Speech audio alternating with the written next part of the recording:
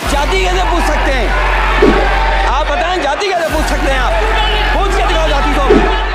Sir मैंने कहा था कि जिसको जात का पता नहीं वो गन्ना की बात करता है। अनुराग ठाकुर जी ने मुझे इंसल्ट किया है।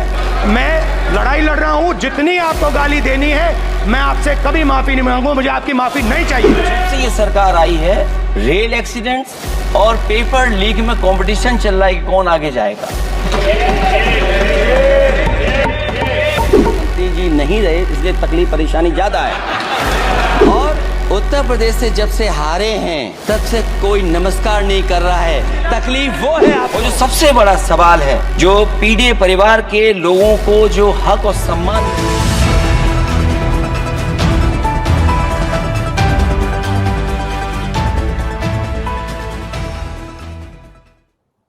पेपर लीक और रेल हादसे में प्रतिस्पर्धा है कि कौन आगे निकल जाए। किसानों को एमएसपी की कानूनी गारंटी क्यों नहीं मिली? और अग्निवीर योजना अगर इतनी अच्छी है तो खड़े होके बोल दो। और जब बोला तो कैसे कहा कि मंत्री पद चला गया है, हम दर्द समझते हैं। वो नेता अनुराग ठाकुर, और जब उसने अखिलेश यादव को बोलने से कई बार अड़चन पैदा की, जब वो खुद बोल रहे तो उन्होंने किससे पूछ दिया कि जिसकी जाति का पता नहीं वो जातिवार जनगणना की मांग कर रहा है। राहुल गांधी ने कैसे खड़ा होकर कहा कि जातिवार जनगणना कराने के लिए, इस देश के दलितों, पिछड़ों, आदिवासियों के हक मांगने के लिए जब भी कोई आवाज उठी उसका अपमान किया गया, लेकिन अब अपमान से हम डरने वाले नहीं, हम इसे लेकर रहेंगे। कैसे राहुल गांधी के समर्थन में पूरी ताकत और तेवर के साथ खड़े हो गए अखिलेश यादव की हिम्मत कैसे हुई तुम्हारी जाति पूछने की। आज का दिन अखिलेश यादव राहुल गांधी के नाम रहा। आज के वीडियो में इसको विस्तार से समझने की कोशिश करते हैं। तो आज संसद में एक समय बहुत जोरदार बहस हो गई, बहुत तनातनी और सीधे टकराव सामने सामने दिखने लगा।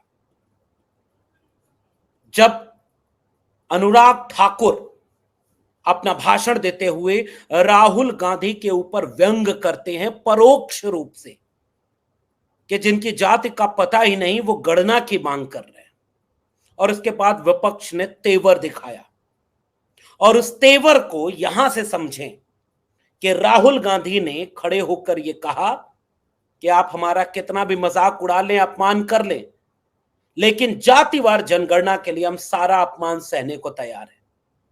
और अखिलेश यादव ने विपक्ष की एकजुटता के तेवर के साथ आंख में आंख मिलाकर कहा कि आप कैसे किसी की जाति पूछ सकते हैं, यह हिम्मत कैसे हो गई जाति पूछने की। और जाति पूछने की बात करने वाली बीजेपी क्या जातिवार जनगणना कराएगी? इस पूरे प्रकरण में हुआ यह कि अनुराग ठाकुर सिलसिलेवार गिनवा रहे थे कि कैसे नेहरू जाति के विरोधी हैं। नाम लेना बैन हो गया तो जो शैली राहुल गांधी ने अपनाई थी उसी शैली को अनुराग ठाकुर ने अपनाया। RG1, RG2, IG ऐसे करके उन्होंने नाम लिया। जैसे कल राहुल गांधी ने अपने भाषण में कहा कि जैसे चक्रव्यूह में 6 लोगों ने मिलकर अभिमन्यु को मारा था, वैसे ही 6 लोग मिलकर के देश की जनता को मुश्किल में डाल रहे हैं। और जब उनमें से 3 लोग जो संसद के सदस्य नहीं थे उनके लिए A1, A2 करके अडानी अंबानी की बात राहुल गांधी ने की, तो उसी तरह से अनुराग ठाकुर कोशिश कर रहे थे कि जवाहरलाल नेहरू को आरक्षण विरोधी घोषित कर दें। वो कोशिश कर रहे थे कि इंदिरा गांधी जब नारा लगा रही हैं जात पे न पात पे मोहर लगेगी हाथ पर, मंडल कमीशन की रिकमेंडेशन कैसे कांग्रेस ने लागू नहीं होने दी, जातिवार जनगणना कैसे नहीं होने दी। और अतीत की गलतियों को गिनाते हुए अनुराग ठाकुर महाभारत के प्रतीकों, बिंबों का इस्तेमाल करने लगे, दुर्योधन तक की बात करने लगे। और ऐसे में कहते करते वो जब ये बोले कि जिनकी जात का पता नहीं वो गणना की बात करते हैं, करारा प्रहार विपक्ष की तरफ से हुआ। और राहुल गांधी ने खुद खड़े होकर जब अपना पक्ष रखा तो साफ तौर पर कहा कि दलितों, पिछड़ों, आदिवासियों की बात करने पर जितना भी अपमान, जितना भी गाली सुननी पड़ेगी, हम सुनेंगे। ये डिस्कोर्स चेंज हो गया है पूरे देश की पॉलिटिक्स का, क्योंकि ये वही बीजेपी है जो कल तक गिनवा रही थी कि सबसे बड़ा ओबीसी उनको नहीं दिखता। ये बात कौन बोला? प्रधानमंत्री नरेंद्र मोदी ने संसद के भीतर बोला है कि सबसे बड़ा ओबीसी उनको नहीं दिखता। संसद के भीतर जेपी नड्डा ने पिछली बार गिनवाया है कि कितने दलितों को, कितने पिछड़ों को, कितने आदिवासियों को बीजेपी ने क्या क्या दिया, कितने मुख्यमंत्री, कितने सांसद, कितने विधायक। लेकिन वही बीजेपी जातिवार जनगणना पर एक शब्द नहीं बोलती है। वही बीजेपी जातिवार जनगणना होगी या नहीं इस पर कोई स्टैंड नहीं रखती है, और मूलतः वो बीजेपी जातिवार जनगणना की विरोधी है। वो नेहरू की गलती गिनाती है, वो इंदिरा गांधी की बात करती है, राजीव गांधी की बात करती है, और नरेंद्र मोदी की बात का जवाब नहीं देती। और इसलिए जब अनुराग ठाकुर ने यह कहा कि जिसकी जाति का पता नहीं, ये कितना निजी हमला है। सोचिए, राहुल गांधी के ऊपर यह हमला, और सोचिए विपक्ष की एकजुटता देखिए कि जब राहुल गांधी पर यह हमला हुआ, और जिसके लिए राहुल गांधी ने यहां तक कह दिया कि हम इनसे माफी नहीं मांगेंगे, हम इनको माफ कर देंगे, हम ही माफ कर देंगे। लेकिन देश में जाति जनगणना होनी चाहिए ताकि पता चले कि कितने एससी, एसटी, ओबीसी हलवा खा रहे हैं। याद है ना हलवा वाली बहस? वो तस्वीर जब दिखाई राहुल गांधी ने, और जिसके बाद सेंट्रल हॉल का कैमरा सीधे स्पीकर पर चला जाता है। उस तस्वीर में वित्त मंत्री निर्मला सीतारमण एक परंपरागत औपचारिकता निभा रही थी हलवा बांटने की, और जितने अधिकारी वहां बैठे थे वो सारे अपर कास्ट के थे, और 20 अधिकारियों में से एक माइनॉरिटी और एक ओबीसी है, न एक भी दलित है, न एक भी आदिवासी है। और इस पर कोई हंस रहा है। आप कल्पना करिए कि वित्त मंत्री जैसे पद पर बैठे हुए बड़े गंभीर नेता, जब यह सवाल पूछा जाता है तो इस कदर मुस्कुराते हैं कि यहां भी आरक्षण लोगे क्या? नहीं साहब, देश में अगर एससी, एसटी, ओबीसी जनगणना के रजिस्टर पर दर्ज संख्या नहीं है, मनुष्य हैं, तो हर एक देश चलाने वाली जगह पर इस देश के दलित, पिछड़े और आदिवासी होने चाहिए, माइनॉरिटी होनी चाहिए। ये इस देश के निर्माण का सवाल है, मुस्कुराने का नहीं है कि मुट्ठी भर लोगों के हाथ में ताकत रहे, मुट्ठी भर लोग एक दूसरे को हलवा खिलाते रहें, और मुट्ठी भर लोग मुस्कुराएं कि यहां भी आप ये खोज रहे हैं, खोजेंगे, क्योंकि उनको उनके हिस्से का हक नहीं मिला। इसलिए आपको राजकुमार रोत, जो आदिवासी पार्टी, भारत आदिवासी पार्टी के सांसद, एकमात्र सांसद है, आपको राजकुमार रोत की बात सुननी पड़ेगी, इस देश के आदिवासियों की बात सुननी पड़ेगी। वो कहते हैं कि वो हिंदू कल्चर को नहीं मानते, वो उनके जल जंगल जमीन पर उनका हिस्सा नहीं मिल रहा है, उनकी पहचान पर हमला हो रहा है, तो क्या ये देश का सवाल नहीं? चंद्रशेखर आजाद और अवधेश प्रसाद पासी जब खड़े होकर कहते हैं कि हम दलित हैं, पिछड़े हैं, और इस देश के दलितों पिछड़ों के साथ कितना अन्याय हो रहा है, तो इस बात को देश को सुनना पड़ेगा। राहुल गांधी ने जब कहा कि 2 से 3% लोग हलवा बांट रहे हैं और 2 से 3% लोग हलवा खा रहे हैं, तो पता ना चलेगा कि इस देश में बाकी लोग कहां हैं। और इस एकजुटता का परिचय इस देश में आज विपक्ष की तरफ से मिला, जब यह निजी हमला, बेहद आपत्तिजनक हमला अनुराग ठाकुर ने राहुल गांधी के ऊपर किया कि जिसकी जाति का पता नहीं, और एक मजबूत साथी की तरह अखिलेश यादव खड़े हुए और आंख में आंख डाल करके कहे कि आप किसी की जाति कैसे पूछ सकते हैं? आपका मंत्री पद तो चला गया, तो आपका दुख और आपकी पीड़ा हम समझते हैं, जाति कैसे पूछ सकते हो? अगर जाति पूछते हो तो बताओ ना कि इस देश में सबकी जातियों की गिनती तुम क्यों नहीं करा रहे? तो एक मैसेज तो आज के सदन के भीतर से राहुल और अखिलेश की एकजुटता का मिला, एक मैसेज मुद्दे पर राजनीति का मिला, एक मैसेज इस बात का मिला कि जातिवार जनगणना अब इस देश का केंद्रीय एजेंडा बन चुकी है, और बीजेपी इस जातिवार जनगणना के एजेंडे में बुरी तरह घिर चुकी है। और इसलिए अनुराग ठाकुर बुरे फंसे।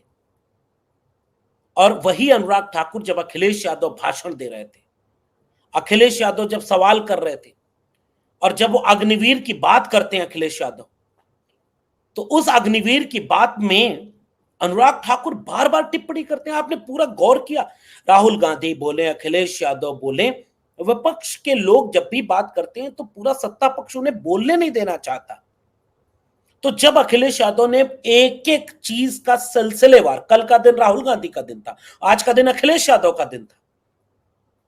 कल राहुल गांधी ने जैसे चक्रव्यूह बनाकर घेरा, वैसे आज अखिलेश यादव ने एक्सप्रेसवे से लेकर के मेडिकल तक बुरी तरह उनको घेरा कि पेपर लीक और रेलवे के एक्सीडेंट, इन दोनों में होड़ लगी है कि आगे कौन हो।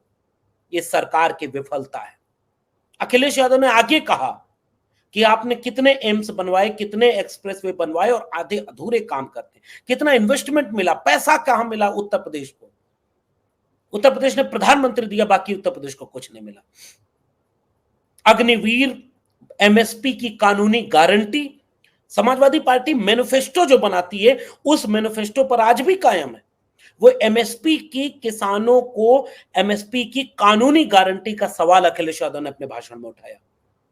नौजवानों के रोजगार का सवाल अपने भाषण में उठाया। उत्तर प्रदेश के बजट में हिस्से कटे, इन्वेस्टमेंट सबमिट हुई और उसमें कुछ नहीं मिला, इस सवाल को उठाया। अग्निवीर के सवाल को उठाया और जैसे ही वो अग्निवीर पर हमलावर हुए, सामने से अनुराग ठाकुर फिर से आपत्ति करने लगे कि हिमाचल नंबर 1 है, हिमाचल के लोग। तो अखिलेश यादव ने कहा कि अगर आपको लगता है कि अग्निवीर अच्छी योजना तो खड़े होकर बता दीजिए। और उसके बाद अनुराग ठाकुर ने लंबा भाषण देने की कोशिश की। अखिलेश यादव ने कहा, मंत्री पद चला गया है, हम आपका दुख समझ सकते हैं और आपका दुख तो यह है कि उत्तर प्रदेश में जिनकी वजह से आप हारे हैं उनको इतने ताकतवर होने के बाद भी आप हटा नहीं पाए, आपकी यह हालत हो गई है। उनका इशारा मुख्यमंत्री योगी आदित्यनाथ की तरफ था।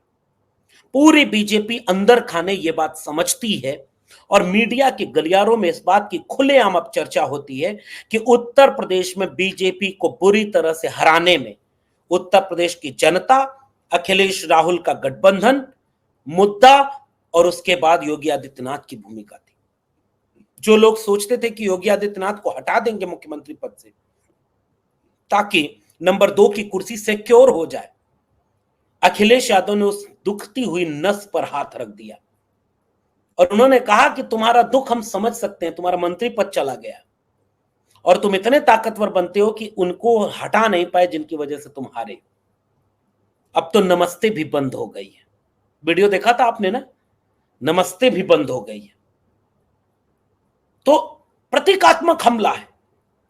सवाल है, विपक्ष ऐसे ही घेरेगा। विपक्ष को मौका बीजेपी के लोग दे रहे हैं, लेकिन इस बात को अब इस पूरे देश में डिस्कोर्स का केंद्र बना दिया कांग्रेस, सपा और इस विपक्षी इंडिया अलायंस ने। राहुल गांधी ने अपने भाषण में यहां तक कहा कि हमारी सरकार बनेगी तो हम जातिवार जनगणना कराएंगे, किसानों को कानूनी गारंटी देंगे, हम इस देश के अग्निवीर योजना को खत्म कर नौजवानों को पक्की नौकरी देंगे। और उसी अग्निवीर योजना पर पूरी तरह से चिढ़ गए अनुराग ठाकुर और जब उनका भाषण देना हुआ तो इतना निजी आक्षेप कि जिसकी जाति का पता नहीं। भाई इस देश में तो जाति तोड़ो डॉक्टर राम मनोहर लोहिया ने लेख लिखा, बाबा साहब डॉक्टर भीमराव अंबेडकर ने एनिलेशन ऑफ कास्ट लेख लिखा और अंत में इन सब ने, चाहे वो डॉक्टर लोहिया हो चाहे वो डॉक्टर अंबेडकर हो, इन दोनों ने कहा कि इस देश में जाति व्यवस्था एक बीमारी बन चुकी है। मुट्ठी भर लोगों को ताकत, सम्मान, अवसर, संपत्ति सब कुछ कब्जा करने का मौका देती है और बहुसंख्यक आबादी गरीब, कमजोर, मजलूम बनकर याचना की मूड में रहती है। और इसलिए ये जातिवार जनगणना के बिना ये हिस्सा सबका नहीं मिल पाएगा। उन डॉक्टर लोहिया और डॉक्टर अंबेडकर दोनों ने कहा कि जाति खत्म करने के लिए अंतरजातीय विवाह करने होंगे, रोटी बेटी का संबंध निभाना होगा। और अगर कोई इस तरह की प्रक्रिया अपनाए हुए परंपरा से है तो क्या अनुराग ठाकुर इस तरह से व्यंग करेंगे? और ऐसे तो बहुत सारे लोगों जो बीजेपी में हैं उनकी भी अपनी जाति क्लियर नहीं होगी कि वो किस जाति के हैं। बहुत सारे लोग ऐसे हैं। और जबकि एक जागरूक समाज को होना यह चाहिए कि जाति तोड़ने की जहां जहां कोशिशें हों उसको सलाम करे, स्वागत करे और जाति के नाम पर बराबरी हकमारी, बराबरी आए और हकमारी रुके, देश चलाने में हर जगह उतने लोग दिखें, इससे मोहब्बत का भारत बनता है, बराबरी का भारत बनता है। और ऐसे में यह बात समझने वाली है कि कैसे इस पूरी प्रक्रिया को देखा जाए। राहुल गांधी हो और अखिलेश यादव हो, आज उन्होंने पूरी बहस को जातिवार जनगणना पे मोड़ दिया है और बीजेपी इस मुद्दे पर बुरी तरह घिर गई है। और आगे के दिन देखने वाले होंगे कि यह पूरी बहस आगे कहां तक पहुंचती है। नजर बनाए रखिएगा। हमारे चैनल के साथ जुड़ने के लिए सब्सक्राइब करें और बेल नोटिफिकेशन दबाना ना भूलें।